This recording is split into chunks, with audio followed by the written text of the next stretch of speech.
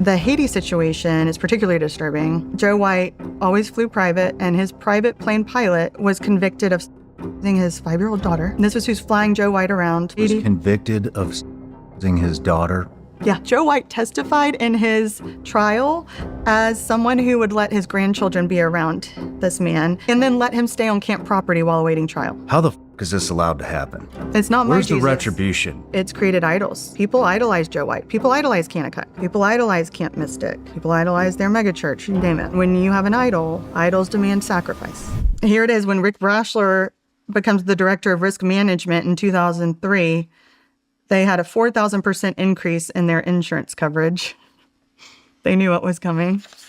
This is a whole timeline of... Okay, so known abusers at this time, 1, 2, 3. This is where it becomes FBI, is like the known abuser list I mentioned earlier. Mm-hmm. At that time, we knew of 11 convicted. 11 convicted. Yeah. And these are all their charges. So I'm showing this to the FBI. Have you been in touch with the insurance company? So they were actually at one point added as... to the complaint in these fraud cases for civil conspiracy. The insurance company colluded with Kanakuk to cover this up. So they've been named in these lawsuits. Shit, man. Everybody's in on this. Yeah, no, we need a deep dive on insurance because that's really the root of we live in a capitalist society. I don't know of a better one, right? Like, it's not communism, it's not socialism, but this is the dark side of capitalism. And I'll get into that if you want. But this, because insurance is involved and incentives are misaligned. And that's why kids keep getting raped in institutional settings, because they go with what insurance will cover.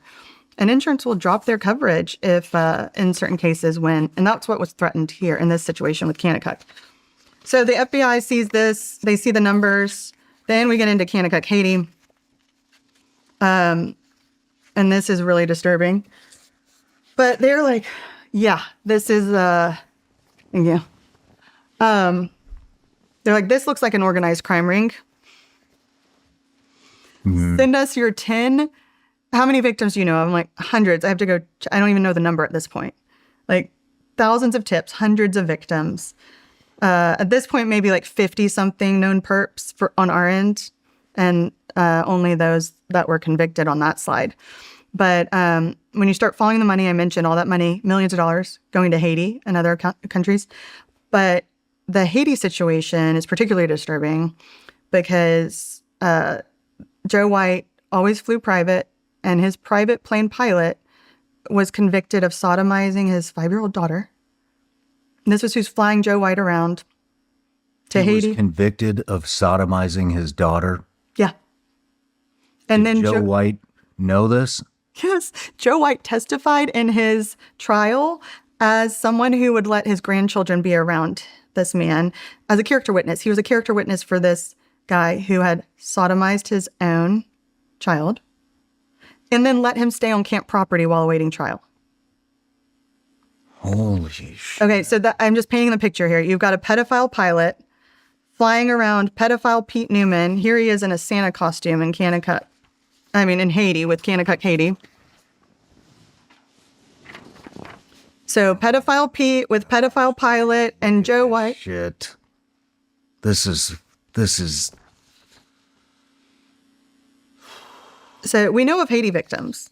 We know of Kanakuk victims from Hawaii to Haiti and who knows where else, all over the world. But here's where it gets really concerning. Look at this shit, dude.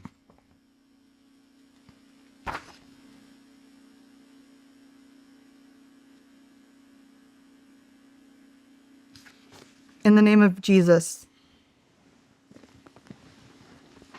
So, Kanakuk, Haiti was founded by Joe White in 1991.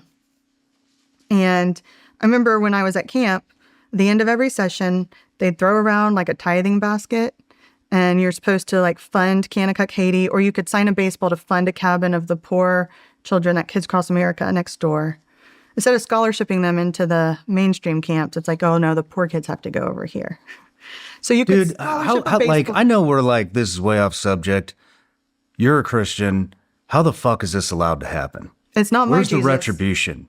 Like, where is Christ, and when the fuck is he going to step in? This shit is happening all over the fucking world, in every community,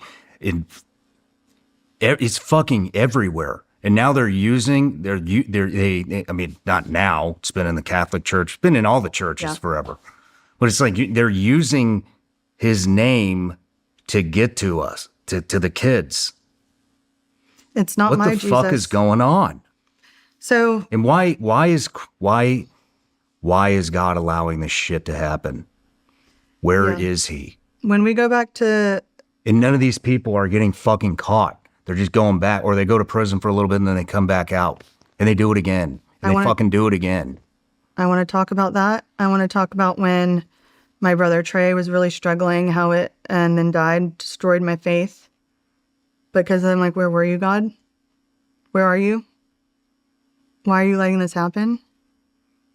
All valid questions, big part of my spiritual journey. And here's the thing. I read something by a theologian who studies institutional sin. So this is, Catholic Church, USA Gymnastics, like these institutions are a part of the problem, right? It's especially atrocious when it's in the name of Jesus. But he wrote an article, it was targeted towards the SBC, the Southern Baptist Convention. Huge pedophile problem. They don't want to do anything about. It's all lip service, no real substantive reform in the Southern Baptist Convention.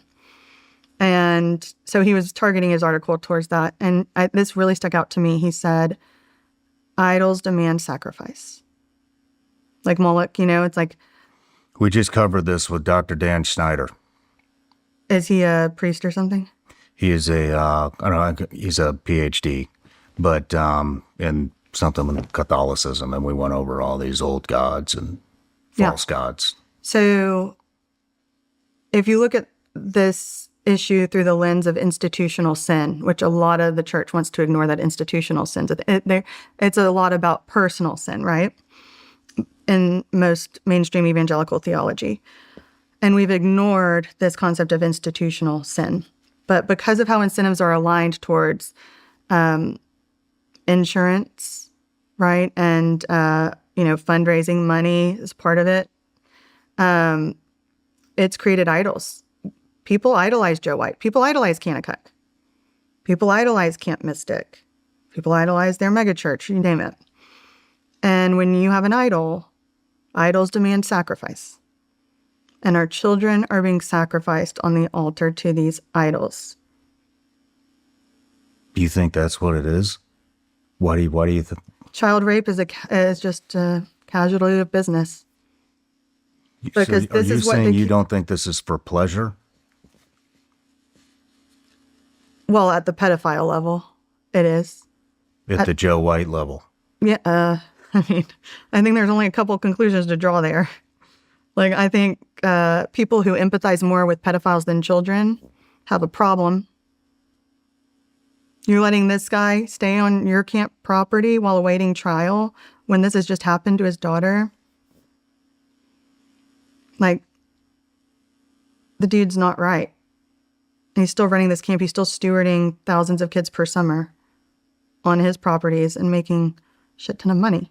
No matter where you're watching Shawn Ryan Show from, if you get anything out of this, please like, comment, subscribe, and most importantly, share this everywhere you possibly can. And if you're feeling extra generous, please leave us a review on Apple and Spotify podcasts.